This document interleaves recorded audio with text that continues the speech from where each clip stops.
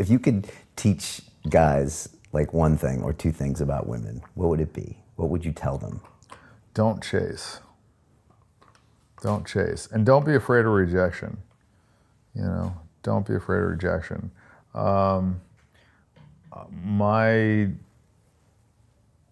I guess, like, my strategy in college would be every time I would see a hot girl, I'd just go up and talk to her. I didn't care if it was in a fucking grocery store, if it was in a library. Like, if I saw a girl that I found attractive, I would just go talk to her. And I wouldn't go up and say, oh, I think you're beautiful and all that cheesy bullshit. I would just go talk to her about whatever. Like, didn't matter. You just have a conversation with her. See where it went, you know? Sometimes it didn't go anywhere. Sometimes they wouldn't want to give you the time of day. Sometimes you'd have a casual conversation, lead nowhere. But at the end of the day, because I did that, it would just make me more comfortable talking to girls. And it was just kind of a numbers game. So I had, you know, pretty great success. And, you know, I always use the example of my one buddy who was like real conservative, who would only talk to a girl that he knew like really liked him. And, you know, so maybe he would like talk to 2 girls and he would sleep with both of those girls. And I would talk to 100 girls and maybe I'd sleep with 4 of them. But at the end of the day, like, he's batting 1,000, but I'm still fucking twice as many girls as him. So it's like one of those things where I just, you know, I would just put in the time and I would just interact with tons of girls. And now I realize that a better strategy, if you can do it, a lot of guys don't really have their life set up to do it, is set up your life to where the girls have to come to you. And so you don't have to pursue them. And when you don't have to pursue them, like I said earlier, you know, just the dynamic is different when they're chasing you as opposed to you chasing them. And everyone has more fun. Yeah, I mean, it's, you know, it's better for the girl because then when she finally sleeps with you, she feels like she accomplished something.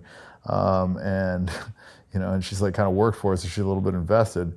And if you hook up with her, it's because, you know, you've chosen to hook up with her and not because you were chasing something, you know. So I think it's better for both people, actually. Do you think we'll see more like Dan Bilzerian type scenarios in the future where, you know, there's a guy and lots of women? Yeah, I mean, I think there's a lot of people that are like trying to like copy what I'm doing. I don't know how effective they're going to be at it, but you know, there's what, 8 billion people in the world. I'm sure somebody's gonna be able to pull it off at some point. It's not easy. I mean, I'm in a very lucky situation. And I say lucky not because like I didn't work hard to get where I'm at, but because there's just definitely a degree in luck and, you know, super successful people. I mean, you have to be at the right time at the right place and then figure out a way to capitalize on that. A lot of people are given an opportunity and they squander it. But, you know, poker, for instance, like I got into poker at the right time, the right place. And I put in the fucking hours. I mean, you know, the 10,000 hours theory, I logged my 10,000 hours. I paid my dues, playing 18 hours a day, fucking 6-7 days a week, pissing on the laptop while I'm playing 10 fucking tables at a time and, you know, doing all that. And it paid off, you know.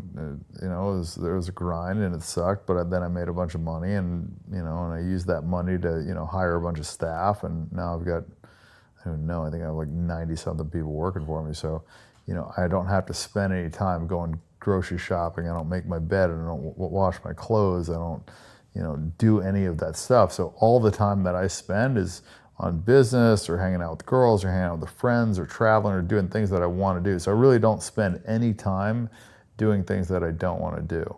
And so I would say that I've lived like 10 lifetimes at least of like a normal person, just because I haven't, like, if you look at a normal person, they spend, you know, 40 hours a week working plus the commute and this and that. And so of their usable time, if you subtract out the 8 hours a day that they sleep and take a shower and take a shit and brush their teeth, like all this stuff that like they have to do, right? Like how much of their day is actually usable? And then of that day, like how much of that are they spending going to work, doing something that isn't anything that they really want to do? Like maybe they're sorting mail, or they're doing TPS reports, or they're fucking flipping burgers, or whatever it is, but it's like something that's not contributing to their life at all. And everything that I'm doing is something that like I want to do, and it's interesting to me, and that's contributing to my life, and you know, and and then I'm learning something from it or whatever. Even with girls, I mean, every time you interact with a girl, you learn something, you figure out more psychology, you understand why they do, because like it makes sense. Like girls just want to do what they're not supposed to do. Like I feel like they kind of like get off on that. So if you understand that premise and then like the whole competitive piece of it, like the stuff they do, it makes sense if you like understand all that stuff. Still surprising sometimes, but How do you keep them all happy? Like you must have certain. that's hard actually. That is actually probably like the most difficult piece of this, because yeah, I mean you gotta like sleep with all these girls. If you don't, then like they get like upset. So there's like definitely a big sexual obligation, I would say, but you have to like if it's I don't know. It's like I mean. We could go off on this tangent for a while, but the girls, I guess, I think it's like 2 to 3 months, and then they usually just like all get too attached. They can't deal with the situation. But up until that point, you have to kind of like, you can't spend too much time with a girl because then that will accelerate that situation. Then she'll get to the point where, she's just too invested and she can't deal with the other girls. So you have to spend like a somewhat limited amount of time with them, but enough time that they're like happy, right? And then you have to keep the rotation so that if, some of them leave, it doesn't matter. And because you're okay with letting them leave and they can date other guys and they can do whatever they want, it makes them not necessarily want to do that as much as if you told them not to and you tried to control them. So it's a whole crazy dynamic. I don't know. It's pretty much like uncharted territory. I was just talking to this girl about this last night. Yeah, you should write a book about this. Yeah. Are there rules? The rule is honesty. That's my one rule. It's like, you have to be honest with me and I'll be honest with you. You can lie to your boyfriend, you can lie to whoever the fuck you want, your friends, I don't care. But you have to be honest with me and I'll be honest with you. That's pretty much my one rule. So if she asks me a question, I'm just going to tell her the answer. And, so I tell her, you don't want scary answers, don't ask scary questions, but I'm going to tell you the truth. So, and I think because of that, it's weird. I mean, I think they're so unused to that when they ask you a question, like, oh, like, how many girls have you hooked up with this week? And you tell them the truth. Like at first they're just like, what the fuck?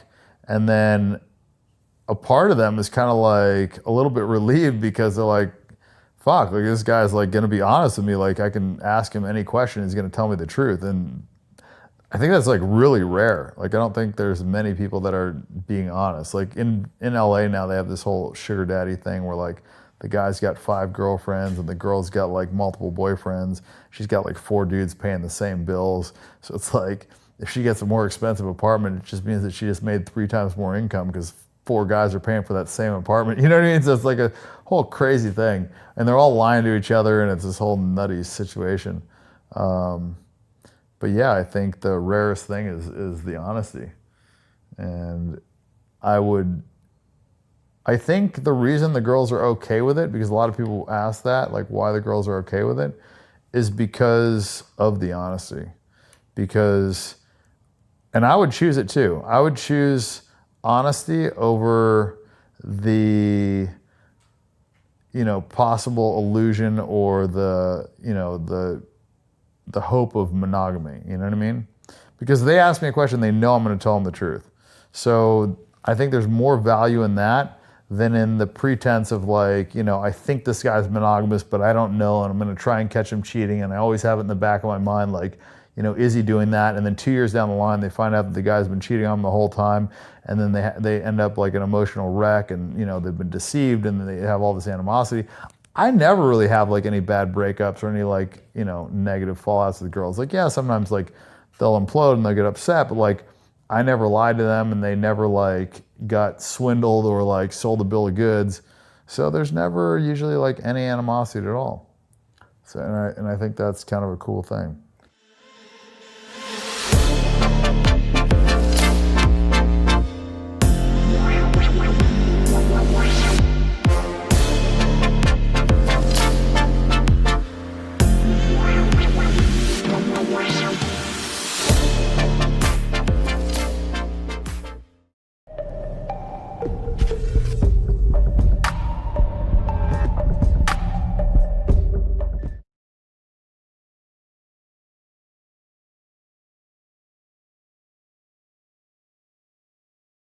Dan Bilzerian was born on December 7, 1980 in Tampa, Florida. His father, who was a graduate of Harvard Business School, owned a robotics company and made an impressive 7-figure salary. While he was always willing to buy the family anything they wanted, he was hardly ever present. He missed numerous birthday parties and sporting events because he was either on a business trip or stuck working late at the office. Dan and his brother Adam suffered greatly as a result of their father's absence. Unfortunately, he was indicted in the year 1988 for security and tax fraud, which made him lose practically all of his life's earnings. Dan's father declared bankruptcy in the year 2001 with a claim of only $15,000 worth of assets and $140 million worth of debt. Dan was just 8 years old when all this happened. Dan started getting picked up on in school and eventually began acting out. He stopped doing his homework and got into fistfights with other students pretty often. He eventually was asked to leave the school permanently.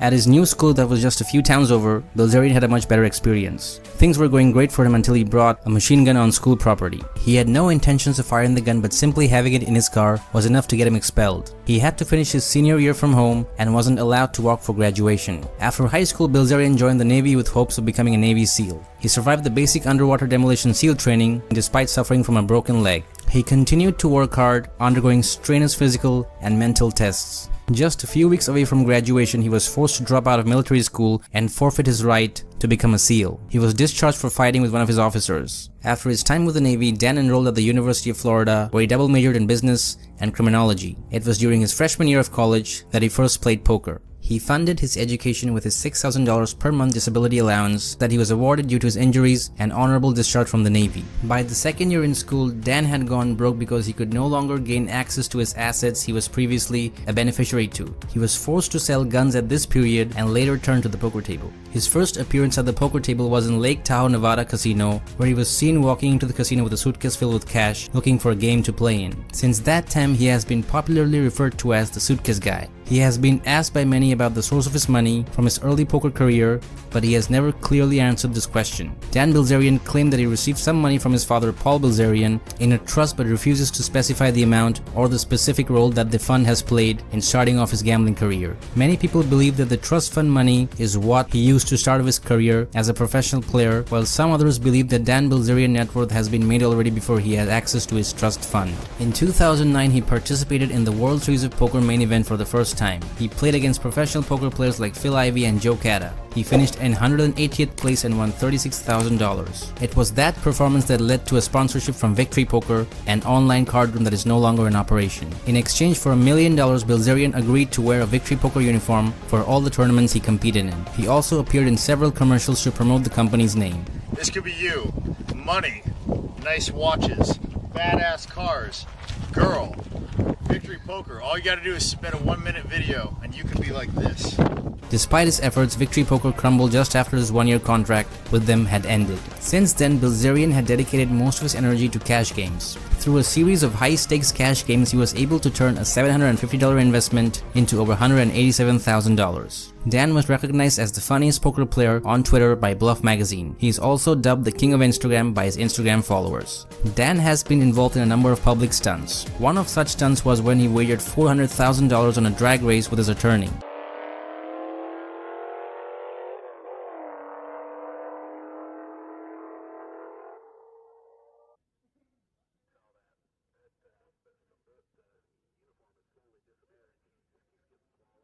At some point, he was reported to have swam through a lake filled with alligators at midnight. Shortly after that, he bet Bill Perkins $600,000 that he could bike from Vegas to Los Angeles in under 48 hours with no medical assistance. Dan amazed everyone as he was able to bike that 300-mile stretch in just under 33 hours.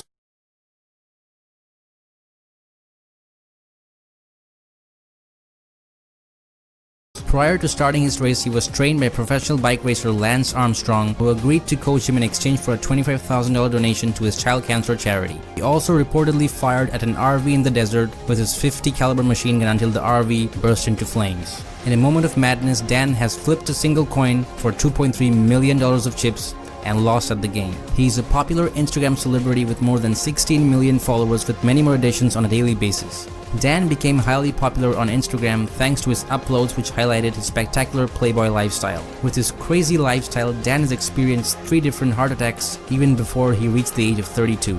Dan Bilzerian net worth has increased substantially over the course of the year. It is quite obvious that his earnings from playing high-stakes poker have contributed immensely to his net worth. Dan doesn't play poker by himself alone, he's also a sponsor for other professional poker players in the game. For instance, he sponsored his friend and poker pro, Jay Farber, with $2,000 to play at an event. Jay placed second at the event he was sponsored for. At the end of the game, he gave $1 million of his winning to Dan. Dan is investment inclined as he has quite a number of investment holding portfolio that he has greatly impacted on the long-term financial stability of Dan Bilzerian. In the year 2013, Dan posted an unverified claim. He said that he had won a total of $10.8 million in a single night while playing poker. There was no proof of this, however, and his Twitter followers were skeptical as they know he tends to exaggerate.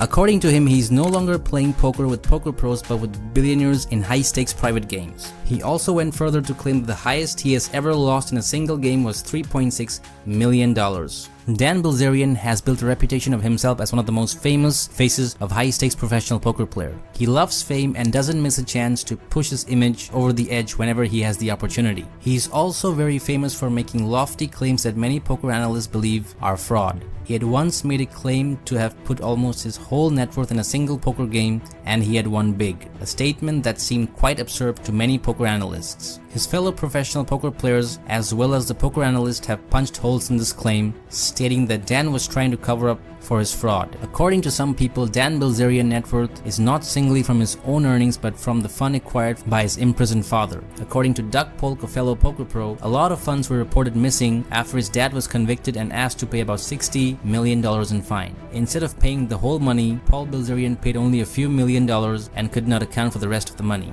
Dan Bilzerian hit the headlines when footage of him kicking a model, Vanessa Castano, on the face while celebrating his birthday at a nightclub in Miami hit the screen. According to the woman, she was left by Bilzerian at the spot while she bled from the eye. Of course, Dan Bilzerian denied the allegation, claiming that he was only defending another lady he had gone out with at the time of the incidents. This incident resulted in his ban from the Live nightclub at Miami. Vanessa Castano filed a lawsuit against Dan for her injuries, requesting for a claim of $1 million as a settlement for the suit, stating that there might be higher punitive damages on his income if the lawsuit were to go viral. Within the same year of 2014, Dan was involved in another legal matter that involved Janice Griffith, a porn actress. Dan allegedly threw Griffith from the top of a roof into a pool as a part of the photo shoot for Hustler magazine. Unfortunately, she hit the edge of the pool and broke her leg. The 18-year-old actress requested for $85,000 from Dan for her foot injuries, but as expected, the request was denied. This prompted her to file a lawsuit against Bilzerian and Hustler magazine. Dan's attorney responded to the suit, stating that Janice Griffith was under a contract for an event by Hustler magazine under which Bilzerian himself was hired, which means that Dan was not at fault. On the 9th of December 2014, Dan was arrested for unrelated bomb-making charges at the Los Angeles International Airport. According to the police department of Los Angeles, he was arrested on renegade warrant from Nevada. According to the release made from his arrest, Dan was charged with the violation of a law which makes it a crime to be in possession of an explosive or other incendiary devices with the intention to produce it. He was later released from the police station and the charges were dropped. It was not so shocking to people when Dan released a statement in 2015 stating his intention to run for the presidential seat of the United States during the 2016 election. He was faced with a lot of criticism during this period from both his fans and critics. He shelved his aspiration for the presidential seat in December of 2015 and returned his focus to poker circuit and his career as a stuntman. Dan Bilzerian lives in a $3.7 million mansion in Las Vegas, complete with a movie theater, a pool, a hot tub, and 11 bedrooms. To go with this mansion, he has an impressive collection of sports cars which includes a Lamborghini Aventador, a Bentley Flying Spur, and a 1965 AC Cobra. He also has a personal chef to cook all his meals and a maid to do all of his housework. His mansion is typically filled with an endless supply of beautiful women who show up for the lavish parties he throws. Dan is a social media celebrity and has grown his fan base over to 16 million people. He's famous for his frequent posts chronicling his lifestyle of nightclubs, sports cars, and yachts. Dan Bilzerian's net worth affords him the lifestyle he's living. Many of his critics have requested him to clarify his source of wealth, but he has expressly denied making any statement in this regard. Dan has always lived on the edge and has been involved in various escapades. According According to his critics, he is devoid of moral, legal, and financial constraints, living a roller coaster lifestyle. His lifestyle typically revolves around the fastest sports cars, free females, and advanced weaponry. According to reports, Dan Bilzerian gets his hair cut by naked women wearing bow ties. He was also reported to have brought a new pickup truck just to move around his 20mm anti-tank gun. When Dan is not posting nude for pictures, he is seen dressed in pseudo-military dark t-shirt, cargo pants, and boots.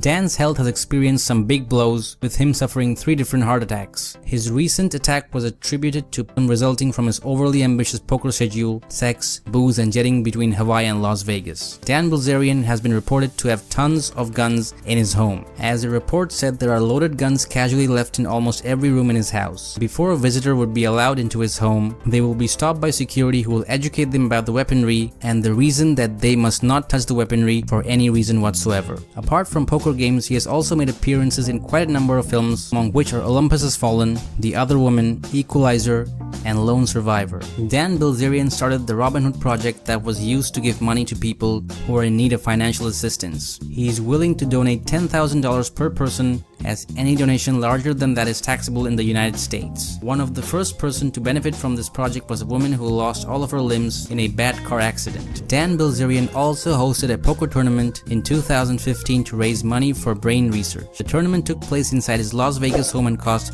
$1,000 to enter. Celebrities like Ludacris and Vin Diesel showed up for the event, along with countless others. In total, Bilzerian was able to raise over $100,000 for charity. Over a period of 10 years, Dan Bilzerian's net worth has grown to over $150 million US. Earlier in 2014, he declared that his net worth was about $100 million, claiming that he has 20 employees, which include 3 chefs and 3 assistants. Within the next 2 years, his net worth has significantly increased with an additional $50 million US.